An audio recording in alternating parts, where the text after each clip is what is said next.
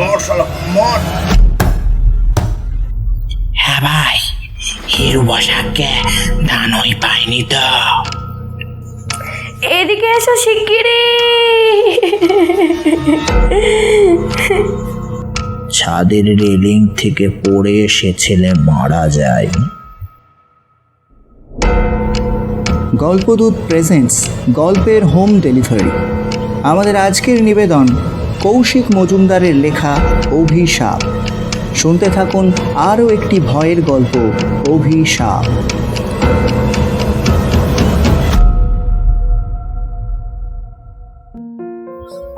ব্রহ্মবান্ধব উপাধ্যায়ের সম্পাদিত বিখ্যাত সন্ধ্যা পত্রিকার একটি সংকলন ইদানিং হাতে এসে পড়েছে। সেটাই উল্টে পাল্টে দেখছিলাম। বিভিন্ন বিষয়ে দারুণ সব লেখার সঙ্গে একটা লেখায় চোখ আটকে গেল। একটা সম্পাদকীয় নিবন্ধ, নাম পানিহাটির অপদেবতা। সম্পাদকীয় লেখাটা অদ্ভুত। তাতে লেখা 1312 সন, মানে 1905 নাগাদ। কোজাগরী পূর্ণিমার 3 দিন পর পানিহাটিতে এক অপদেবতার ভয়ানক উপদ্রব হয়। কোনো এক হীরেন্দ্রনাথ বসাকের উপরে এই অপদেবতার ভরে এমন কিছু একটা হয়, যাহা কহিতে গেলে শোনিত শুকাইয়া আসে। সম্পাদক ধরেই নিয়েছেন ঘটনাটি মুখে মুখে প্রচলিত হওয়ায় এর কাহিনী বিস্তারিত সবাই জানেন, তাই তিনি বিশেষ বর্ণনা দেননি। তাতেও ভয়াবহ এক আতঙ্কের ছাপ রয়েছে গোটা লেখা জুড়ে। ঠিক কি হয়েছিল না জানতে পারলে স্বস্তি পাচ্ছিলাম না। হঠাৎ আকাশের কথা মাথায় এলো। আকাশ আমার বন্ধু, কলেজে একসঙ্গে পড়েছি। ওদের আদি বাড়ি পানিহাটি। এখন অবশ্য সপরিবারে কল্যাণীতে থাকে। ওর বাবা ইতিহাসের অধ্যাপক ছিলেন, এখনো প্রচুর পড়াশোনা করেন। উনি কিছু জানলেও জানতে পারেন। আকাশকে ফোন করায় কিছু সময় গেল রাগ ভাঙাতে। কেন এতদিন ফোন করিনি এ কথা সে কথা বলার পর সরাসরি কাজের কথাই এলাম। আচ্ছা আকাশ, কাকুকে একটা কথা জিজ্ঞেস করতে পারবি? কি কথা? অনেক দিন আগে, মানে ধর তোর ঠাকুরদার জন্মেরও আগে, পানিহাটিতে একবার এক অপদেবতার উপদ্রব হয়। সে ঘটনাটা এতটাই সাড়া ফেলেছিল যে ব্রহ্মবান্ধব উপাধ্যায় তা নিয়ে একটি সম্পাদকীয় লিখে ফেলেছিলেন। কাকুকে একটু জিজ্ঞাসা করতো, কাকুর কোনো আইডিয়া আছে কিনা এ ব্যাপারে। দাঁড়া, বাবাকে দিচ্ছি। বলেই আকাশ খানিকক্ষণের মধ্যে কাকুকে ডেকে দিল। কাকুকে গোটা ব্যাপারটা বলায় কাকু খানিক চুপ। তারপর খুব ধীরে ধীরে বললেন, তুমি একবার আমাদের বাড়ি আসতে পারবে? সব কথা ফোনে হয় না। তুমি এসো, আমি তোমায় সব বলবো।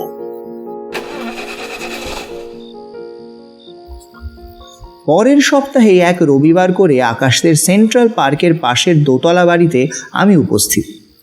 গিয়েই দেখি জলখাবার তৈরি, লুচি, ছোলার ডাল, মিষ্টি। কাকিমা মারা গেছেন বছরখানিক হলো। বাড়িতে এখন কাকু, আকাশ, আকাশের বউ রিনি আর ছোট্ট ছেলে রিক। খেতে খেতেই প্রশ্ন করলাম, কাকু সেই ঘটনাটা বললেন না তো? কাকুর মুখ অস্বাভাবিক গম্ভীর। কি যেন ভেবে তারপর একটা দীর্ঘ নিঃশ্বাস ছেড়ে বললেন, এতদিন আমি এই ঘটনাটা কাউকে বলিনি, বাবুকেও না। বাবু আকাশের ডাক না। বাবুর মা জানতো। ভেবেছিলাম কাহিনীটার সঙ্গে নিয়েই চিতায় উঠব, ভুলে গিয়েছিলাম প্রায়। সেদিন তুমি ফোন করায় চমকে উঠলাম। আমার বাবা বলেছিলেন যেন তেন প্রকারেণ এই কাহিনী নাকি পরিবারের 7 পুরুষ অবধি বিস্তার পাবেই। আমি বিশ্বাস করিনি। এখন বুঝছি, আমি বন্ধ করতে চাইলেও এ কাহিনীকে আটকানো মুশকিল। গত কয়েকদিন অনেক ভেবেছি, তারপর ঠিক করলাম নিয়তিতে আমার হাত নেই। নইলে তুমি বা ওই লেখা পড়বে কেন আর পড়ে আমাকেই বা ফোন করবে কেন? আমি বেশ অবাক। আকাশ আর রিনির মুখ দেখে বুঝলাম ওরাও হতবাক হয়ে চেয়ে আছে। কেউ একটা কথাও বলছে না। পাশের ঘরে রিক একা একা মায়ের ওড়না নিয়ে খেলছে আর বকবক করছে। ঘরে আওয়াজ বলতে ওইটুকুই। পানিহাটির অপদেবতার সঙ্গে আমাদের পারিবারিক এক অভিশাপ জড়িয়ে আছে। সেই কাহিনী বলবো তোমাদের। আমার ঠাকুর দাদার বাবা কিশোরী মোহন মুখুজ্জে ছিলেন ভয়ানক ডাকাবুকো মানুষ। কিশোরী মোহন মানে রোনাল্ড রসের সেই সহযোগী যাকে ব্রিটেনে সোনার মেডেল দিয়েছিল? উনি বাড়ুজ্জে, হ্যাংরি আন্দোলনের মলয় রায়চৌধুরীর দাদু। পানিহাটির নিলামবাড়ি ছিল ওদের বাড়ি। আমার ঠাকুরদার বাবার বন্ধু। আমাদের ছিল মশলা আর তামাকের ব্যবসা। নদীপথে যশোরের সঙ্গে বাণিজ্য চলত। পানিহাটি তো ব্যবসারই জায়গা। সংস্কৃত পণ্যহট্ট বদলে এই নাম হয়েছে। বুঝলাম কাকু এবার ইতিহাসে ঢুকে যাচ্ছেন, তাই আবার তাকে ফিরিয়ে আনতে বললাম, কাকু যেটা বলছিলেন। উনি আবার সংবিৎ ফিরে পেয়ে বললেন, হ্যাঁ, যা বলছিলাম। ঠাকুরদার বাবা ব্যবসা দেখতেন বটে, তবে ব্যবসায় তার মন ছিল না।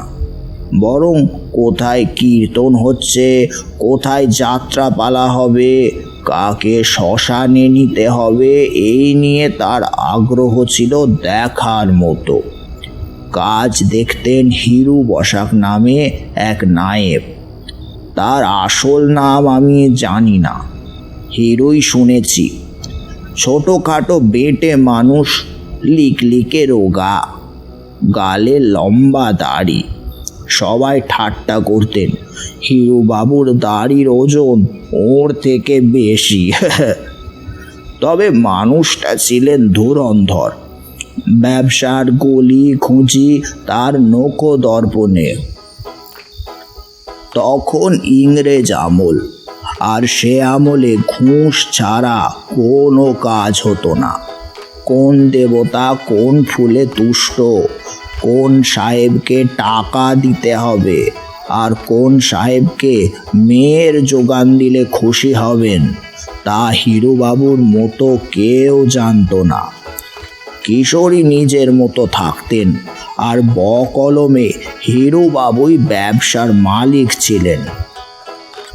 হিরুবাবুর নিজের চরিত্র দোষ ছিল না, কিন্তু আশেপাশের গাঁয়ের বিবাহিত মহিলাদের ফুসলে সাহেবদের ভোগ হিসেবে পাঠানোর জন্য তাকে কেউ দু চোখে দেখতে পারত না।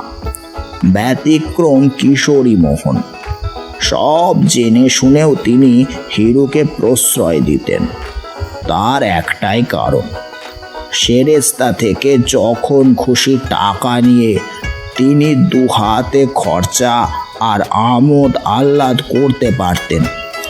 এ সুযোগ নিজ দায়িত্বে নিলে সম্ভব না। এদিকে তলে তলে হিরুর শত্রু বাড়ছিল। তিনি সঙ্গে দুজন লেঠেল নিয়ে চলাফেরা করতে শুরু করলেন। বাড়াবাড়ি হলো 1905 সালের পুজোর ঠিক আগে আগে। পুজোতে ম্যাকগ্রেগর সাহেবকে ভেট পাঠাতে হবে, তা না হলে ব্যবসার দাদন পেতে মুশকিল হবে। এবার ভেট হিরু অনেক দিন ধরেই ঠিক করে রেখেছিলেন। গোয়ালাপাড়ার রাধু নতুন বিয়ে করেছে। তার বউ কমলা যেন বাঁদরের গলায় মুক্তোর মালা। বয়স এখনো 15 পেরোয়নি, ডাঁসা যৌবন। এক রাতের জন্য একে পেলে সাহেব গোটা 1 বছরের দাদন লিখে দেবে। মুশকিল হলো একটাই, কমলা রাধুকে ভয়ানক ভালোবাসে, আর রাধুও কমলাকে। রাধুর শরীরে হাতির বল, সাজোয়ান চেহারা, শুধু একটাই দোষ, সন্ধে হলেই ধেনু মদের বোতল খুলে বসে।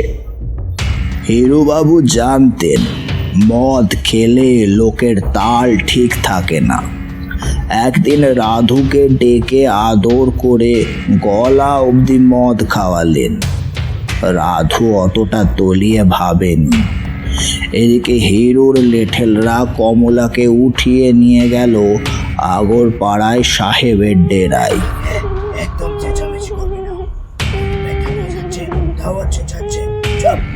কমলা আর ফেরেনি। কেউ বলে সাহেবের রক্ষিতা হয়ে গেছে, কেউ বলে হিরু তাকে সোনাগাছির গলিতে বেচে দিয়েছে, আবার কেউ বলে আগরপাড়ারই এক গাছের ডালে ঝুলে পড়েছে। রাধু আর তার বাবা হরি কিশোরের কাছে নালিশ জানালো। তিনি সব বুঝলেন, কিন্তু হিরুকে চটাতে পারলেন না। হিরুকে ডাকায় সে সমস্ত অস্বীকার করল। রাধু বাবার সঙ্গে ফিরে গেল। তার চোখে অদ্ভুত এক আগুন। কিশোরী ভাবলেন সব মিটে গেছে।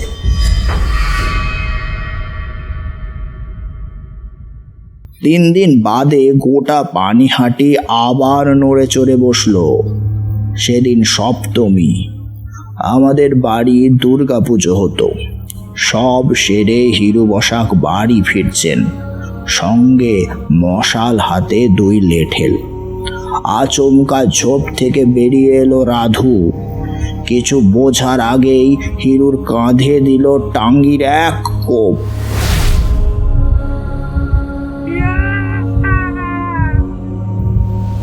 হাতের খানিকটা খুলে ঝুলতে লাগলো।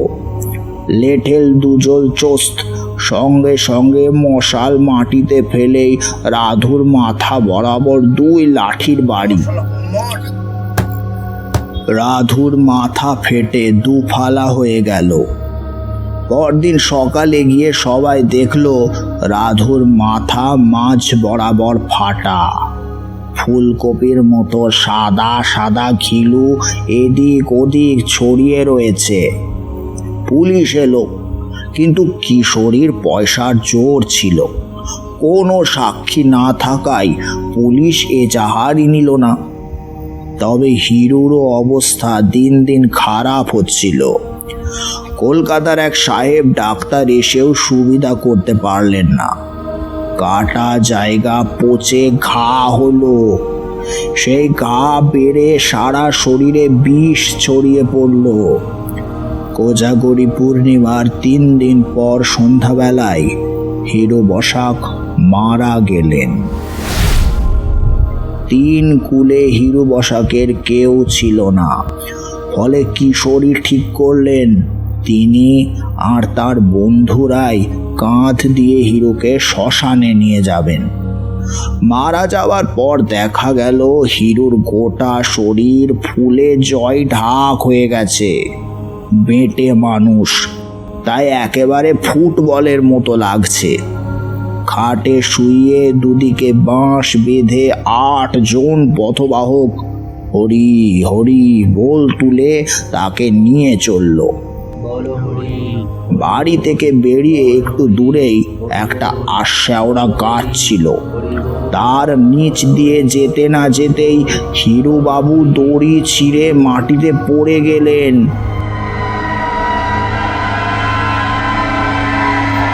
এ কেমন অলক্ষণ! কিশোরী ছিলেন মরা পোড়ানোর এক্সপার্ট। বললেন, দড়ি পচা, পাটের দড়িতে হবে না, নারকেলের মজবুত দড়ি আনতে হবে। আনা হলো। হিরুবাবুকে ওঠাতে গিয়ে আর এক মুশকিল। এই সামান্য সময়ে হিরুবাবুর ওজন প্রায় 4 গুণ বেড়ে গেছে। 8 জন চেষ্টা করেও তাকে মাটি থেকে খাটে ওঠাতে পারল না। যেন কোনো অশরীরী শক্তি প্রবল বলে হিরুকে মাটিতে ঠেসে ধরে আছে।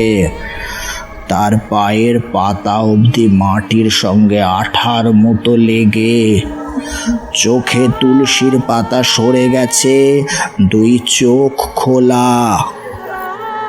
শেষে গলদ ঘর্ম হয়ে কিশোরী ঠিক করলেন বাঁশের চালি দেহের তলায় ঢুকিয়ে শক্ত দড়িতে বেঁধে শ্মশানে নিয়ে যাবেন। তাই হলো। এদিকে এসব করতে করতে প্রায় মাঝরাত হয়ে গেছে। মৃদু কণ্ঠে হরিবোল হরিবোল বলতে বলতে 8 জন চলেছে। পিঠের মরা যেন ক্রমশ আরো ভারী হচ্ছে, পার চলতে চাইছে না। এদিকে পথ ফুরোচ্ছে না। কিশোরীর বন্ধু ভোলানাথের বাবা ছিলেন তান্ত্রিক। সে ফিসফিস করে বলল, হ্যাঁ ভাই, হিরু বসাককে দানই পায়নি তো। এই কথায় সবাই একসঙ্গে শিউরে উঠল। সবারই মনে হয়েছিল এতক্ষণ মুখ ফুটে কেউ বলতে পারেনি দানও কোনো ভূত নন, ইনি অপদেবতা, অশরীরী।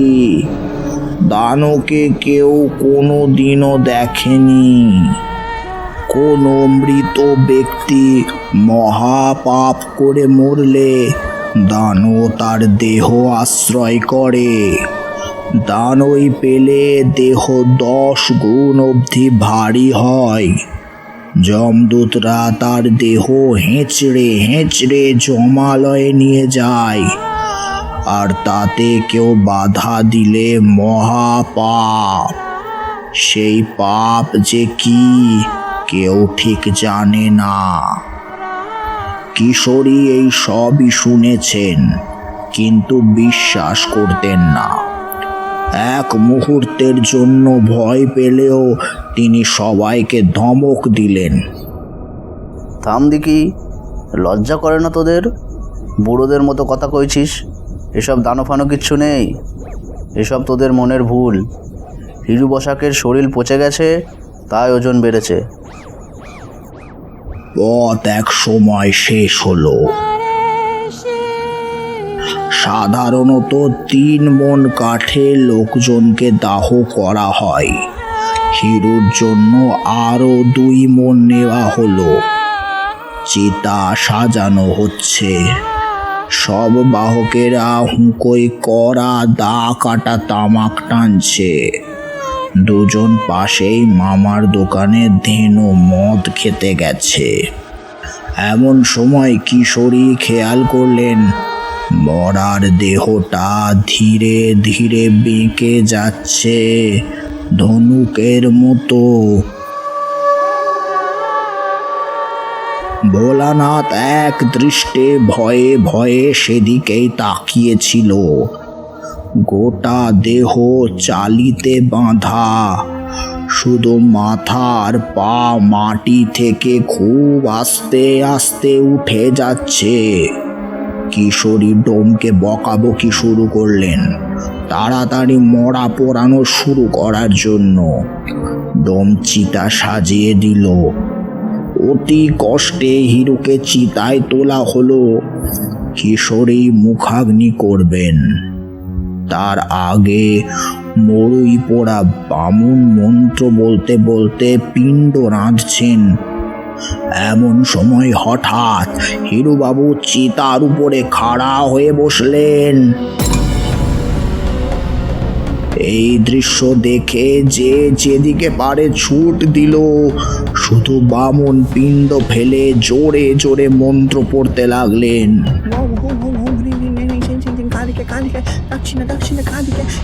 হিরুবাবুর ঘাড় গেল ঘুরে।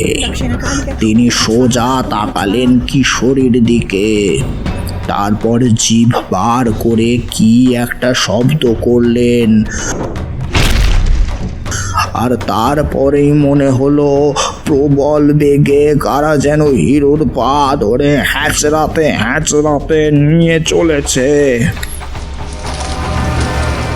চিতা ভেঙে গেল।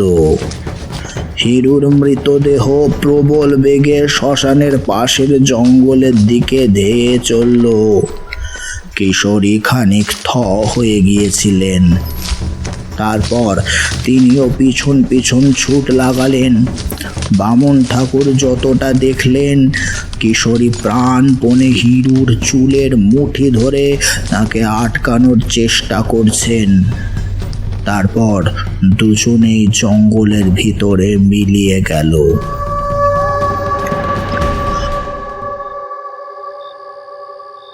আধ ঘন্টা বাদে সবাই ধীরে ধীরে ফিরে এসেছে। ভাঙা চিতার সামনে সেই বামুন বসে গায়ত্রী মন্ত্র জপ করছেন। ভোলানাথ সহ বন্ধুরা জিজ্ঞেস করায় বামুন সব খুলে বললেন। কিন্তু কিশোরী গেলেন কোথায়? তাকে তো খুঁজতে হবে। প্রথমে কেউ জঙ্গলে এত রাতে যেতে রাজি হলো না। শেষে ভোলাই সবাইকে বোঝালো। লণ্ঠন মশাল নিয়ে সবাই কিশোরীকে খুঁজতে জঙ্গলে ঢুকলো। আকাশে মেঘ করেছিল অনেকক্ষণ। এখন টিপ টিপ বৃষ্টি শুরু হলো। মশাল গেল নিভে, শুধু ঢাকা লণ্ঠনের আবছা আলো। জঙ্গলে খানিক যাওয়ার পর একটা জায়গায় ঝোপ ঝাড় দুমড়ে মুচড়ে আছে, যেন কেউ ভারী কিছু টেনে নিয়ে গেছে। দলের সবাই সেই পথেই রওনা হলো। খানিক যাওয়ার পর জঙ্গল কিছুটা হালকা, গাছপালা কম, আর সেখানেই ঢাকা লণ্ঠনের অল্প আলোয় তারা যা দেখতে পেল তাতে তাদের রক্ত হিম হয়ে গেল। জঙ্গলের মাঝে চিত হয়ে শুয়ে আছেন কিশোরী, আর ঠিক তার উপরে ক্ষুধার্ত কুকুরের মতো উবু হয়ে তার পেটের থেকে মাংস খুবলে খুবলে খাচ্ছে একটি প্রাণী। এ প্রাণী অনেকটা মানুষের মতো, অনেকটা হিরু বসাকের মতো, কিন্তু মানুষ না। মানুষের অমন ধারালো দাঁত থাকে না। মানুষের চোখ আলো পড়লে ওরকম জল জল করে না। কিশোরী দানোকে বাধা দিয়েছিল। কিশোরীকে দানো তাই চিবিয়ে চিবিয়ে খাচ্ছে।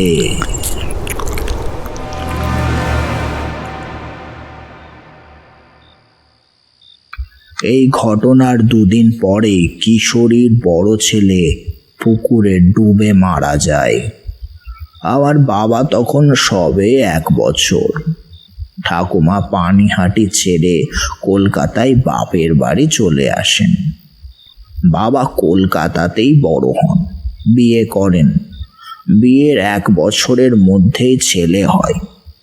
2 বছর হতে না হতে ছাদের রেলিং থেকে পড়ে সে ছেলে মারা যায়, স্পট ডেড। বাবা আমাকে এই গল্পটা বলেছিলেন।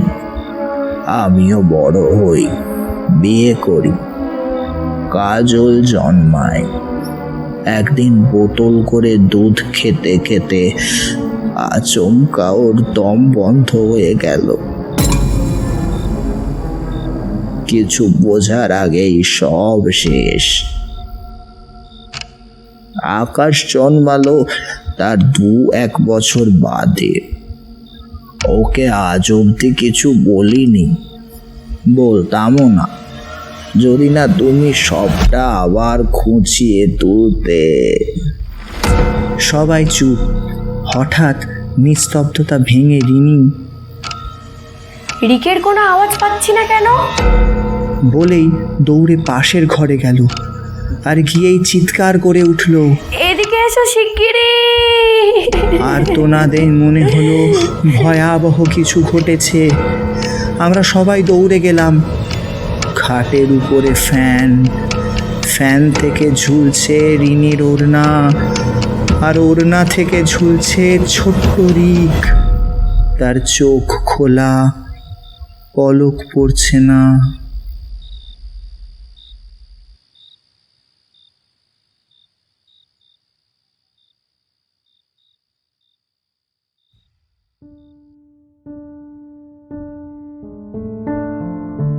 গল্পটি কেমন লাগলো তা জানিয়ে যান কমেন্ট বক্সে। ভালো লাগলে লাইক করুন, শেয়ার করুন বন্ধুদের সাথে। প্রতি শনিবার সন্ধ্যা 7টায় আমরা নিয়ে আসছি নানা রকমের গল্প। ভৌতিক গল্পের পাশাপাশি থাকছে হাসির গল্প, মজার গল্প, গোয়েন্দা গল্প, নানান কিছু। সেগুলো শুনতে সাবস্ক্রাইব করে যান আমাদের চ্যানেল গল্পদূতকে। শুভরাত্রি, ধন্যবাদ।